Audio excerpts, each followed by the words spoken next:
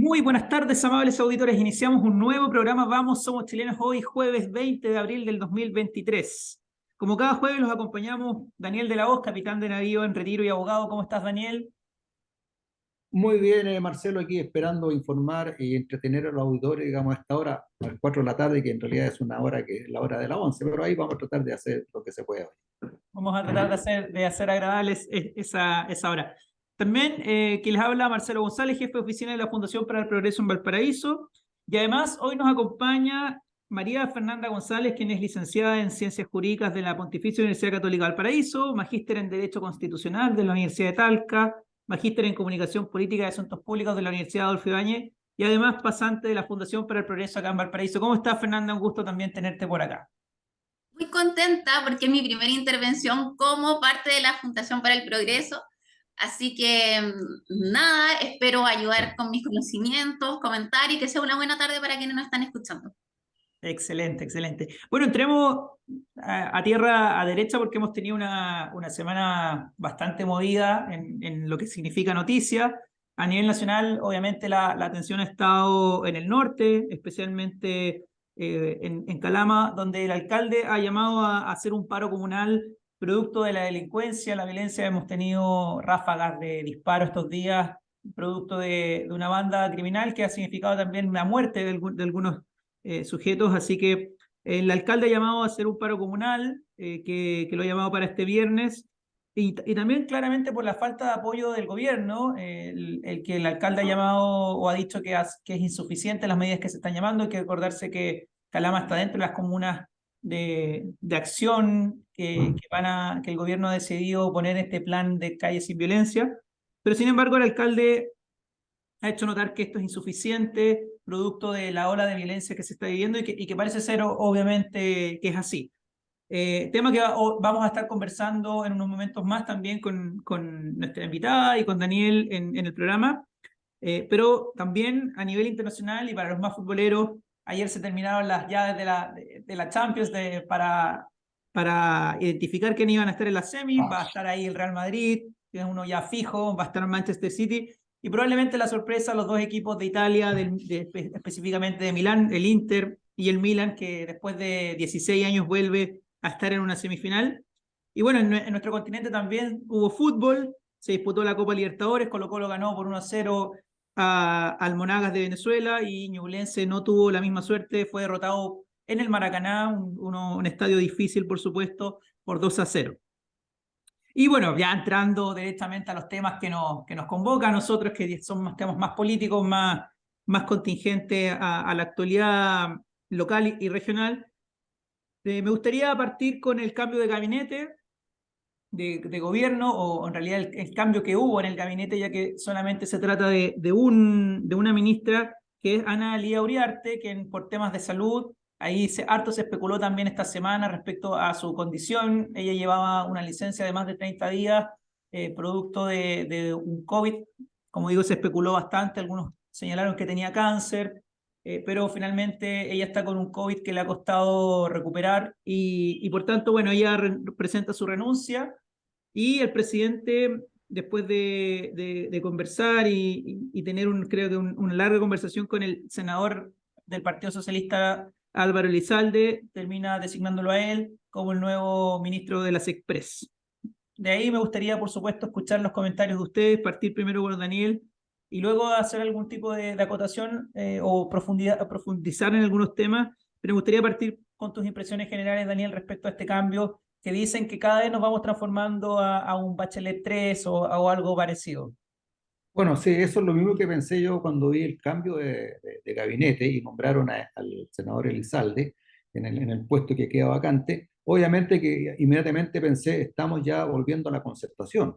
Y es un signo claro de que este gobierno realmente no sabe qué hacer y no sabe qué rumbo tomar, y está orientándose a personas con experiencia. Porque como muchas veces lo dije yo en este programa, este gobierno, como dice doña Magdalena Mervilá en sus programas, este jardín infantil de puros niños chicos que no saben nada, obviamente ya se han dado cuenta de que en realidad no se la pueden y tienen el gobierno totalmente descontrolado. Se nos desató la delincuencia, y yo muchas veces lo dije, eso es lo que quería decir, que este gobierno y el presidente Boric no tienen el conocimiento no tiene la experiencia, no tiene las competencias y no tiene la capacidad para poder resolver problemas que son importantes para la ciudadanía. Y como lo dijo doña Magdalena Mervilá en el programa Sin Filtro, eh, son niños chicos y que están en un jardín infantil y cuya tía del jardín es la ministra Toá. Así que yo creo que este es el principio de cambios que debe hacer en el gabinete, ir colocando gente con experiencia, con conocimiento y que sean capaces de sacar al país de esta crisis. Efectivamente, ahí no sé, María Fernanda, ¿cómo lo ves tú? Sobre todo también con esta típica discusión que se genera respecto a las dos almas que parece tener el gobierno desde la Prodignidad, socialismo democrático, y que pareciera ser que el socialismo democrático comienza también a avanzar o tomar más fuerza con ya ministros claves como Carolina Toá, Mario Marcel, y ahí podríamos agregar ahora el caso de Álvaro Elizalde. ¿Cómo también lo ves tú? A ver, yo siento que el cambio viene un poco tarde, porque ya llevamos prácticamente un mes a la deriva en las Express y tenemos que entender que había toda una agenda que se estaba preparando en seguridad. Por lo tanto, esto también nos da a entender de que el gobierno efectivamente no le está colocando las prioridades que corresponden. Esta falta de liderazgo en lo legislativo tuvo como manifestación algo que nosotros no habíamos visto y que resulta de que son el presidente de la Cámara de Diputados y el presidente del Senado aquellos que configuran esta agenda y se presenta, y por lo tanto Elizalde solamente ahora le va a corresponder colocar las urgencias, pero vamos también a ver si él está de acuerdo con la cantidad de proyectos que se presentaron. Por lo tanto, siento que es tardío en el sentido que es algo urgente, y llegar a un ministerio no es cualquier cosa, implica un tiempo en el que uno va a tener que adaptarse, ver cómo está funcionando, y por parte del presidente vemos que esto no era una prioridad. Si bien, como dices tú, efectivamente es una persona con experiencia, que es lo que efectivamente se necesita, y que vemos que también el gobierno se da cuenta de que sus figuras, al ser jóvenes, no tienen la experiencia necesaria y colocan a alguien que efectivamente sabe de acuerdo de cómo funciona el Congreso. Siento yo que esto de dejar todo la agenda de seguridad en el Partido Socialista también tiene algo de complicación, porque tenemos que entender que ellos en cierta medida han sido muy cuestionados, este partido, con ciertos vínculos que muchas veces han tenido con el narcotráfico. Por lo tanto, también dentro del partido van a tener que negociar y llegar a ciertos acuerdos, no solamente con la segunda alma del gobierno, sino también, creo yo, intentando avanzar sin tener ciertos roces internos, lo cual puede tener problemas en la dirigencia, tal como se ha visto no solamente en este ministerio, sino que también en muchos otros. Y ahí, Daniel, me gustaría también Sí. conocer tu opinión respecto a si tú crees que hay una señal acá de moderación, si crees que simplemente es un artilugio que está haciendo el gobierno, porque también hay varias fuentes cercanas al gobierno, por lo menos esto lo señala el ex ante, que ha estado bastante preciso también en su información, es que el Frente Amplio intentó por todas partes tratar de recuperar este ministerio. No hay que olvidarse que en el origen o en el gabinete inicial, el que ocupaba este cargo era Giorgio Jackson, que obviamente representa el Frente Amplio y que luego, después de su pésimo desempeño, termina entrando Ana Elio Uriarte, que representa al Partido Socialista también, y que era muy cercana también a Michelle Bachelet. Entonces, ¿cómo lo ves tú? O sea, ¿ves que esta reconfirmar socialismo democrático, a esta voz que ha sido Elizalde también, que ha tratado de mostrar más moderación dentro del Congreso, que ha generado ciertos consensos con la oposición, es un camino cierto a tratar de buscar consenso y tratar de impulsar esta agenda de violencia que vamos a conversar? ¿O tú lo ves simplemente como un artilugio para tratar de nublar un poco la situación actual? Claro, mira, lo que yo veo es que este gobierno no está haciendo agua, ya hizo agua y está flotando y tratando de flotar o salir a flote como puede. Y obviamente que está buscando gente que le pueda ayudar a sobrevivir.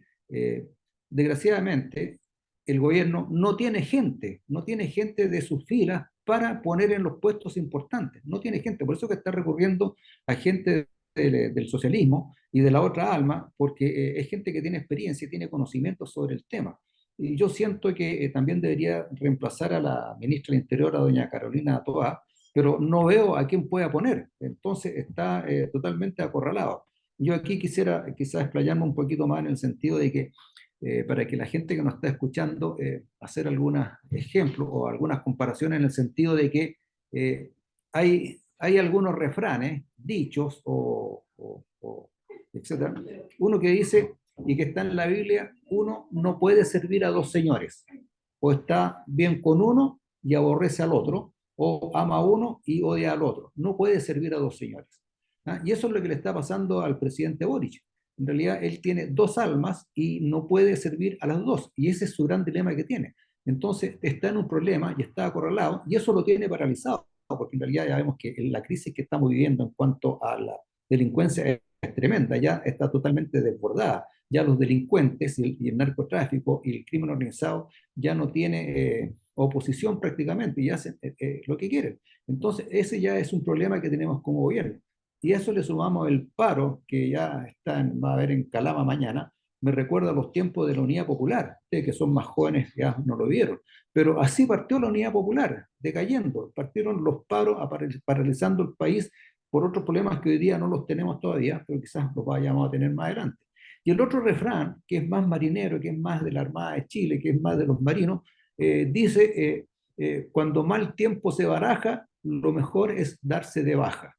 Entonces, el tío pensaba yo en la señora Ana Lía Uriarte, que como hay una crisis tremenda, no es capaz de defenderse, indudablemente que buscó una salida que no fuera necesariamente por la puerta de atrás, sino que por una puerta lateral, pero muy cercana a la pared de atrás, ¿no? Y se dio de baja y después presentó su renuncia y salió, digamos, de... Entonces, estas dos cosas nos llevan a pensar, o me llevan a pensar a mí, de que el gobierno está en serios problemas, está paralizado, no sabe qué hacer.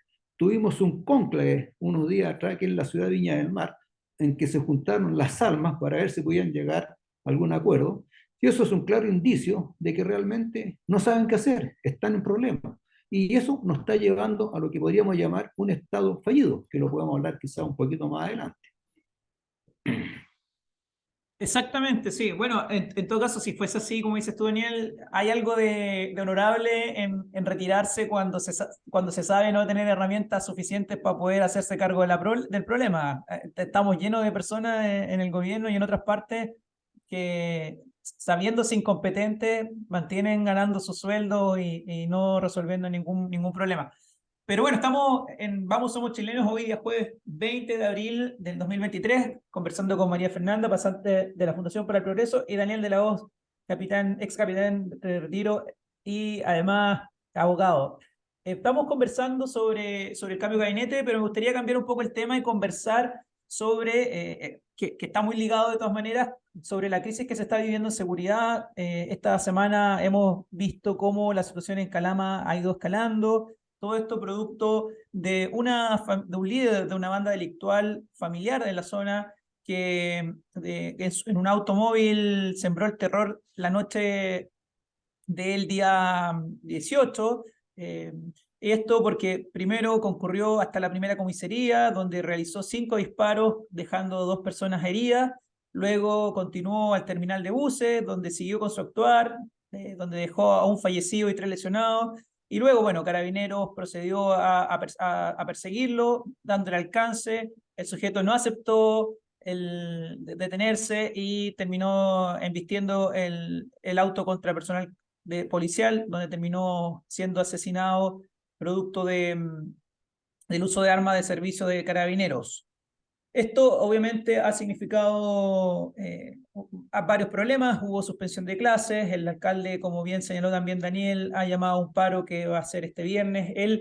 No hay que recordar que el alcalde, quien es Eliezer Chamorro, pertenece al oficialismo, es decir, él participa del Frente Regional Verde Social, y él ha señalado bueno, si no existe seguridad en Calama, el precio del cobre no está seguro, y ha querido hacer también énfasis porque él señala que, por último, si no los consideran como personas, que los vean como números, y que el número, que la relación que hay hoy día del PIB de nuestro país respecto al presupuesto y lo que ocurre en Calama es cerca del 60%.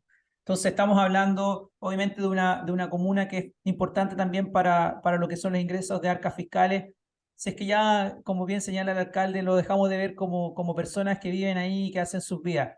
Y ahí me gustaría, Daniel, también conocer tu opinión antes de darle la palabra a Fernanda respecto a esta crisis de seguridad, a esta crisis de violencia, esta crisis del Estado que estamos viviendo, donde parece ser que cada vez avanzamos hacia un Estado fallido, donde los narcos comienzan también a tomarse las ciudades, comienzan ellos a suplir ciertas obligaciones del Estado, porque también eso es una información que estamos viendo, o sea, estamos viendo que hay ciertos sectores donde el Estado no está y donde son las bandas narcos las que proveen de seguridad, obviamente a costos altísimos, pero proveen de seguridad y proveen de otras cosas. ¿Cómo también estás viendo tú esa situación? Y luego también me gustaría conocer la opinión de María Fernanda. Mira, en realidad, tal como tú lo dices, estamos ya teniendo los primeros síntomas de lo que es un Estado fallido. Tenemos, digamos, la seguridad, que ya en realidad vivimos en un ambiente en que las personas tienen mucho miedo de salir. Y lo decía el periodista en la mañana, que cuando llegó a Calama anoche, el taxi y fueron por las calles, estaba todo desierto. En realidad, tipo ya medio oscureciendo, estaba todo desierto. Era igual cuando estábamos en la pandemia. Entonces ahí uno con ese tipo de situaciones empieza a ver que la libertad de las personas empieza a restringirse. Y ese es uno de los primeros síntomas en que el Estado empieza a fallar porque las instituciones ya no son capaces de superar y corregir el problema. La gente pide, digamos, de que se establezca un estado de excepción, pero la gente del partido, vamos, de la izquierda totalitaria, el partido de Boric, etcétera, se oponen porque en realidad dicen que eso no da solución. Obviamente que lo decía, creo, una diputada, Catalina Pérez, creo que se llama, que decía que tener, digamos, un estado de excepción con los militares en la calle le quitaba libertad a las personas. Pero si la libertad ya se la están quitando, o sea, el narcotráfico, la inseguridad, la delincuencia, el crimen organizado, le está quitando libertad a las personas porque ya no pueden andar a ciertas horas en la calle. Yo aquí contaba en programas anteriores que fui a las 5 de la tarde a la calle San Antonio, Quillota, aquí en Viña del Mar, y estaba todo cerrado. Bueno. Entonces, uno de los vendedores que hay, no, entonces aquí cierran tempranito por los asaltos, etcétera, etcétera, etcétera. Entonces estamos en un estado, vamos camino a un estado fallido que las instituciones no están siendo capaces de superar los problemas que está teniendo el país. No tienen la capacidad, no tienen los conocimientos, no tienen la experiencia. Tú ves que las ciudades de Valparaíso, Bueno y Viña del Mar, que están comandadas por gente del Partido Comunista, son un asco. No solamente hay fecas de perro en la calle, sino que también hay fecas humanas, todo sucio, con papeles, todo rayado, nadie hace nada. El comercio ambulante tiene invadida la calle Valparaíso, la Plaza O'Higgins, y realmente es de un temor a veces circular por esos sectores ya cuando ya empieza a oscurecer.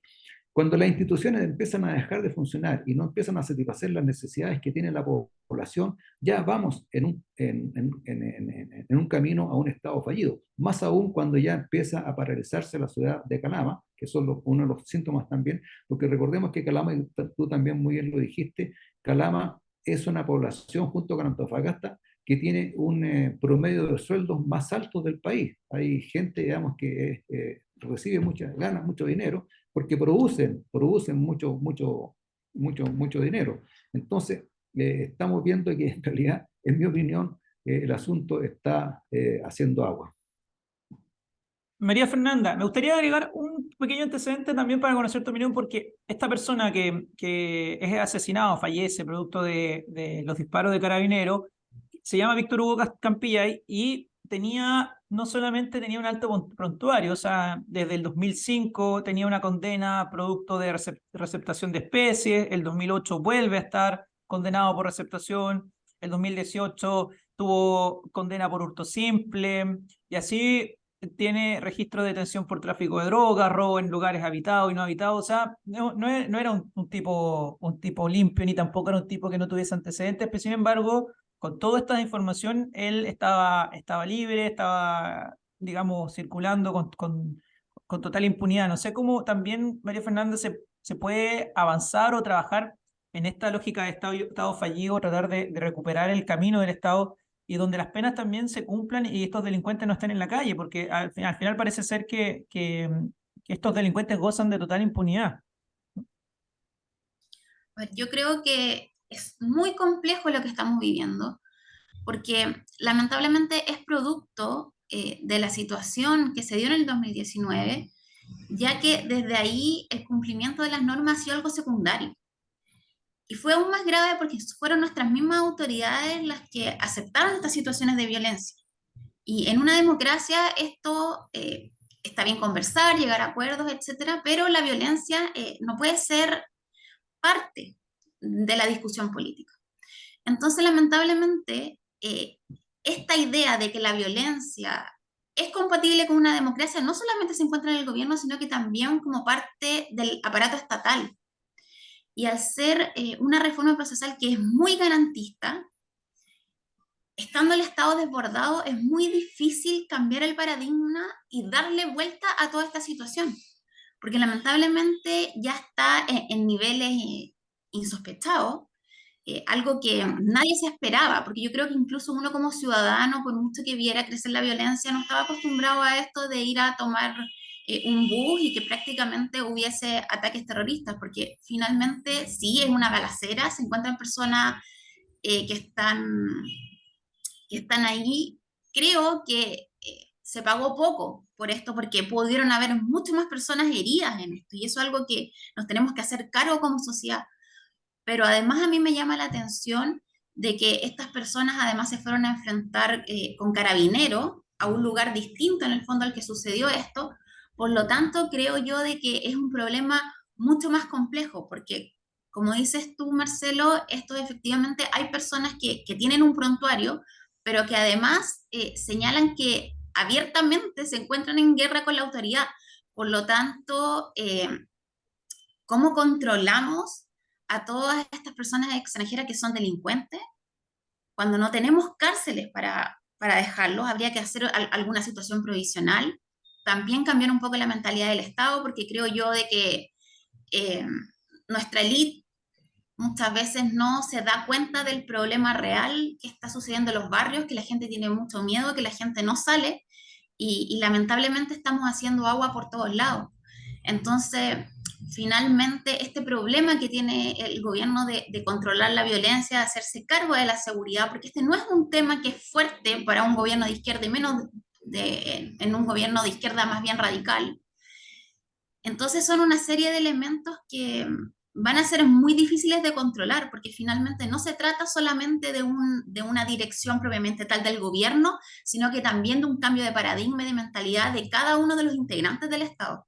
Y eso es un proceso que no sé, o a mí me cabe duda si se va a dar al mismo nivel en el cual se aumenta la violencia, porque lamentablemente esta gente o estos delincuentes que vienen desde afuera, lamentablemente son mucho más violentos y no tienen ningún remordimiento de matar, de estar con otro tipo incluso de armas, cosa que nosotros en Chile no estábamos acostumbrados. Nuestra delincuencia era más bien de robo, quizá con un poco de violencia, pero no al nivel en el cual estamos viviendo. Efectivamente. Efectivamente, bueno, los delitos han ido cambiando, lo vemos también en la capacidad o cómo han ido cambiando también los asesinatos sin identificar el asesino. Y bueno, es una problemática que tenemos. Se nos pasó el tiempo, en general, como generalmente nos ocurre, así que nos vamos a la pausa musical. Estamos hoy en Vamos Somos Chilenos, y ya regresamos con más conversación en su programa favorito.